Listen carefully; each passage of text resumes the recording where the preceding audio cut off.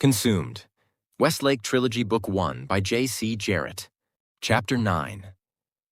The Warrior Within. The night had fallen quickly with the forest tree canopy above them.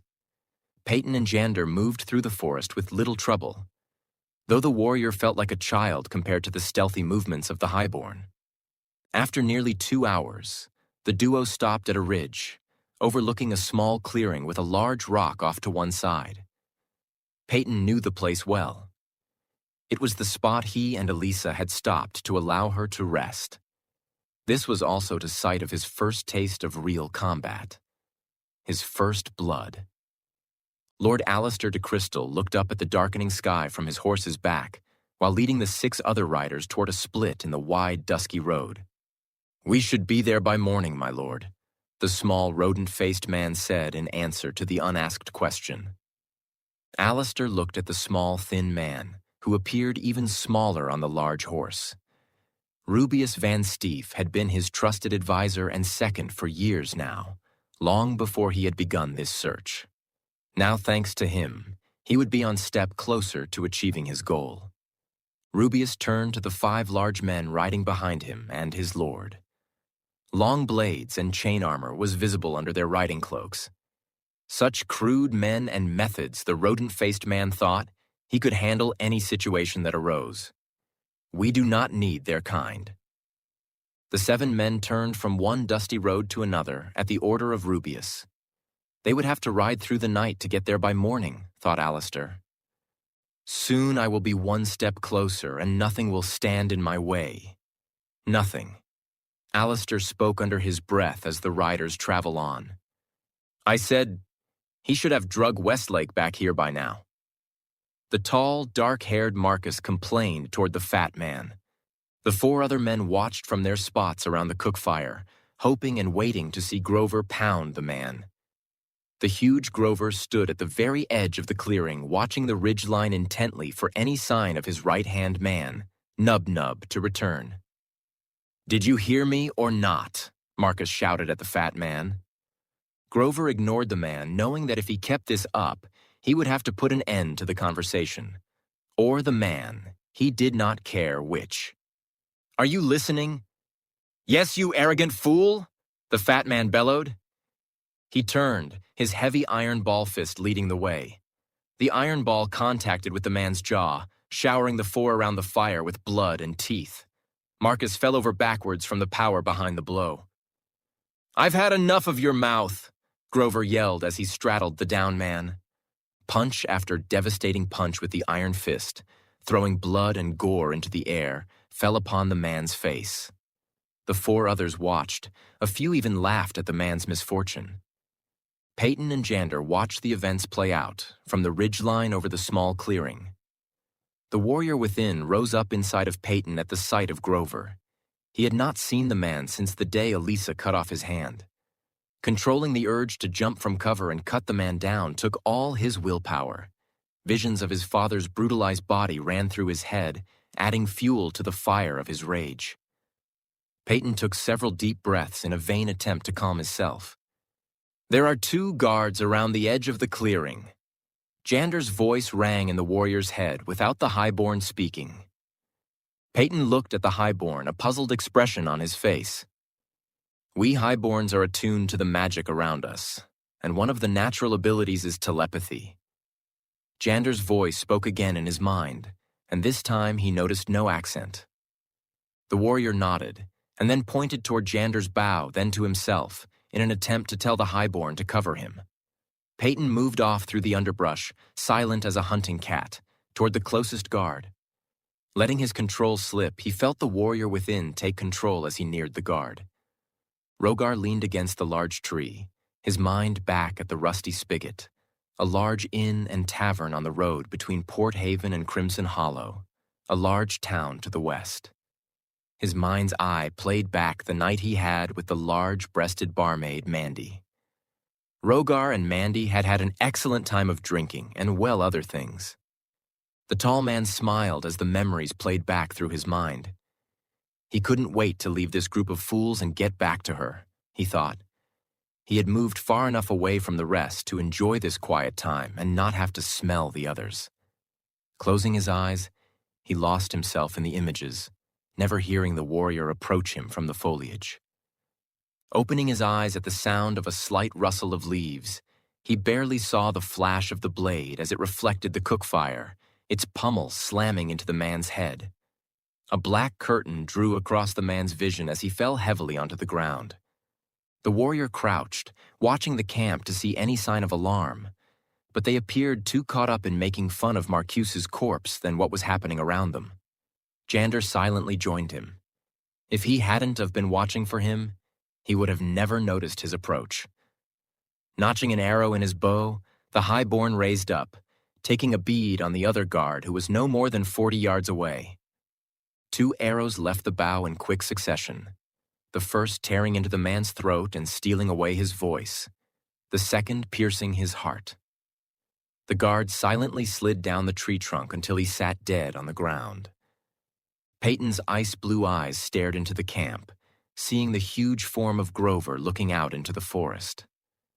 The 2 enemies' eyes seemed to meet, though the warrior knew the fat man could not see him. The warrior within took command of Peyton as he stood, walking calmly into the camp. Jander watched in puzzlement as the firelight washed over his companion, revealing him to the whole camp. Grabbing another arrow, the highborn prepared for the worst. All laughing and conversation stopped as 5 sets of eyes came to rest on the enraged warrior striding into the camp, sabers in his hands. All but Grover may leave peacefully if you wish. If you stay, you will die. The warrior's cold, emotionless voice filled the small clearing, sending more than a few chills up the men's spines. Instantly, 2 of the men leapt from the ground, charging in at the warrior. 2 arrows seemed to pop from one man's chest, stealing his life. The other raised his broadsword up, swinging it awkwardly at the well-trained warrior, who easily raised a slender blade in defense. Stepping forward, the warrior within felt the satisfaction of his other blade sinking deeply into the man's chest and exiting his back. The other 2 grabbed their weapons from the ground as they stood. Seeing the slender blade slide slowly from their friend's back, blood dripping from its well-honed point, the 2 looked at each other and then back to the warrior. Turning, the pair of cowards ran for the wood. "You're on your own, Grover," one shouted over his shoulder as he and his friend fled unwittingly in the direction of Jander. The warrior's eyes fell upon the fat man, filling his belly with fear. He had seen that look before. It was the same one from the day he lost his hand. The focused warrior paid no attention to the fleeing men as he moved toward Grover with murder in his eyes. Grover looked about in the sudden realization that he was alone. There was no way Peyton could have defeated Nub-Nub, he thought. Grover shook himself from his fear, grabbing his axe from his belt. He hefted the heavy axe in his left hand. It had taken him years for it to feel natural. "I've waited 17 years to have you where I wanted you. Now it's time for you to die, for what you've done to me." The bearded man screamed. Raising the cannonball fist up, he charged toward the warrior. The axe swung in a wide arc, the warrior easily dropping to a knee, dodging the slow attack. The warrior's instinct screamed at him too late to see the attack for the feint it was. The iron ball fist flew in toward the overconfident warrior's face, managing to get a blade up in defense, but 10 pounds of iron busted past the slender blade. The warrior's only saving grace was the saber deflect the angle of the iron fist enough to not take the massive hit to the face, but the shoulder driving the warrior to the ground. Finding himself in the dirt for the 3rd time today, the warrior thought he must be getting sloppy. A glint of eagerness sparkled in Grover's one good eye as he brought the cannonball down toward the prone warrior. Rolling quickly out of the way, the warrior saw the iron fist drive several inches into the hard earth. Quickly reversing direction to avoid the axe as it came down toward him, the warrior rolled directly into a heavy boot as it slammed into his stomach.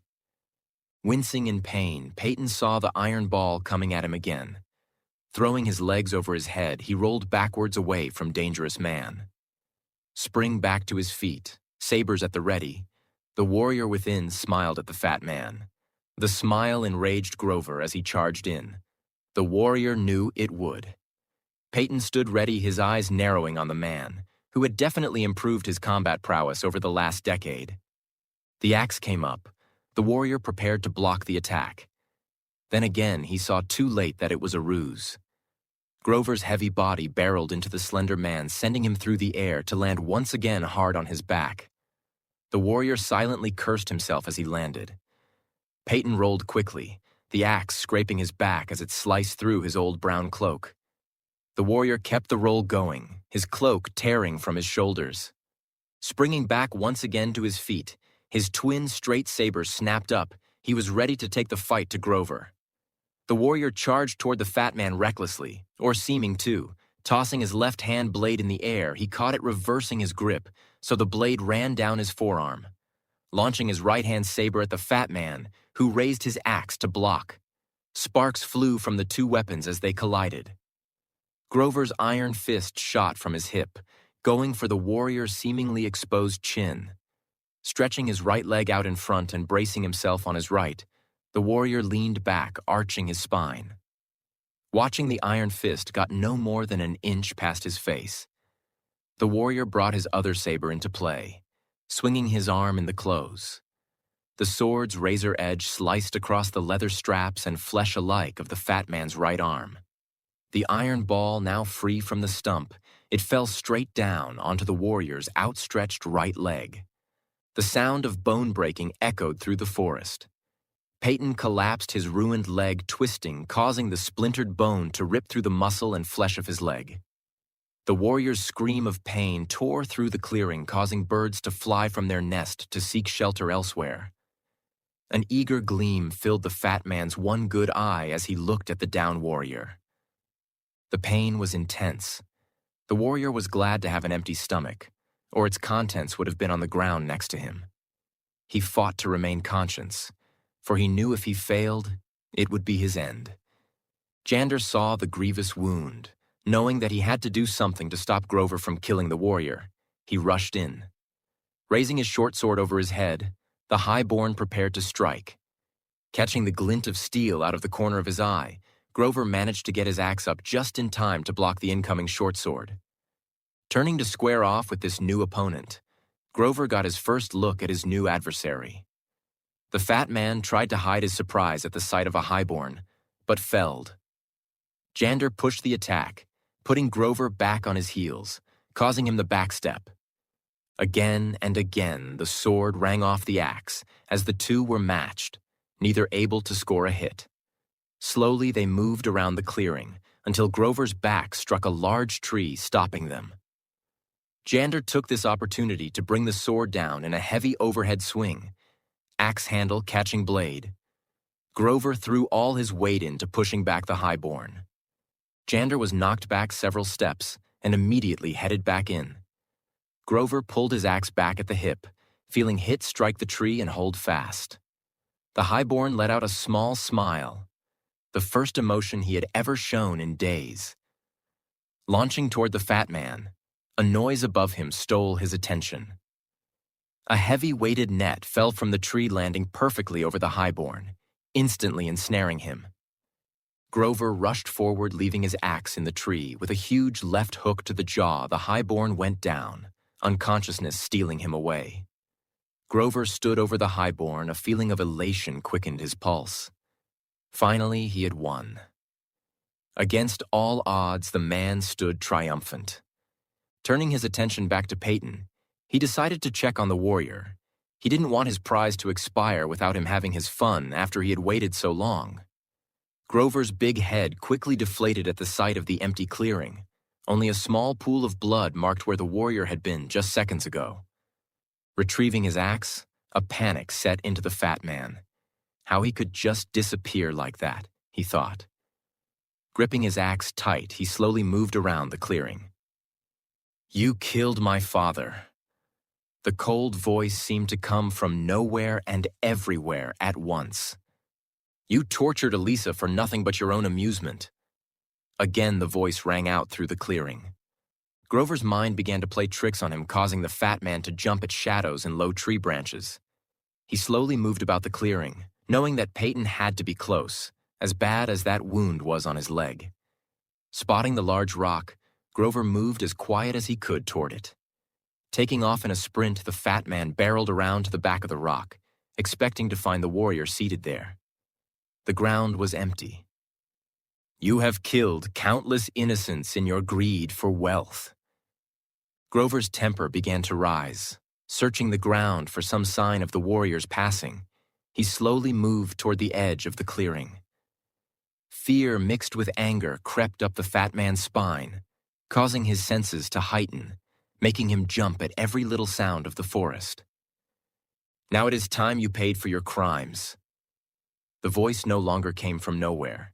Instead, it was whispered softly into the fat man's ear as he felt the breath from the words. Grover turned quickly in a flourish, his axe swinging out wide, only to meet a slender, straight saber. The second blade's hilt crashed down upon the only hand of Grover, the warrior feeling satisfaction as he felt bones shatter in the hand. Grover's hand burst open uncontrollably, dropping the axe to the soft grass below. Peyton stood before the fat man, stood straight with no sign of the gruesome wound on his leg. The warrior felt no pain from his broken ribs. He felt as if he had never been hit since this battle had begun. The warrior's ice-blue eyes locked on the one brown, one milky white eyes of Grover. The man that had killed his father, had plagued his family, his wife, and him for years. It would all soon be over. Just a bad memory. Soon his blades would take their place over the fireplace mantel to never be used again. After this, he would need them no more. Grover felt the point of the blade gently touch his exposed throat, bring back memories from that day. A cold sweat broke out on the fat man's brow. He knew this was the end. Grover looked into the eyes of the warrior, and it scared him, what he saw looking back. There was no emotion there at all. He knew there would be no bargaining or reasoning. This was not the Peyton of 12 years ago. An evil smile spread across the fat man's face, showing clear through his huge, unkempt beard. The smile unnerved the warrior just a small bit, but he hid it well. Anytime a smile graced that man's lips, it never meant well. "Well, I guess it's over." The defeated man said a small amount of sarcasm in his voice. "There is just one thing, just one, that makes my death worthwhile." The man continued. "Why you have been here dealing with me. The man that hired me has been at your unprotected house dealing with your family." The fat man finishing his words with a hearty laugh. Peyton's heart leapt into his throat as a panic seized him. Pressing the point of the saber harder to Grover's throat, the warrior screamed in rage and fear. "What man? What are you talking about?" Grover's eyes closed as a sudden calm passed over him. Peyton wanted answers, and he wanted them now. And he would get them, if he had to start hacking little pieces off the fat man. He would get them. Just as the warrior opened his mouth to utter his first threat, Grover took a sudden step forward. The saber's point sinking easily into the flesh of the man's neck. With a final act of defiance, Grover's eyes meet the warrior's panic orbs. Giving a great twist of his upper body, the saber tore the throat open, causing a torrent of blood to pour in a flood down the front of the fat man. Crimson sprayed over Peyton as all he could do was watch the horror of the situation.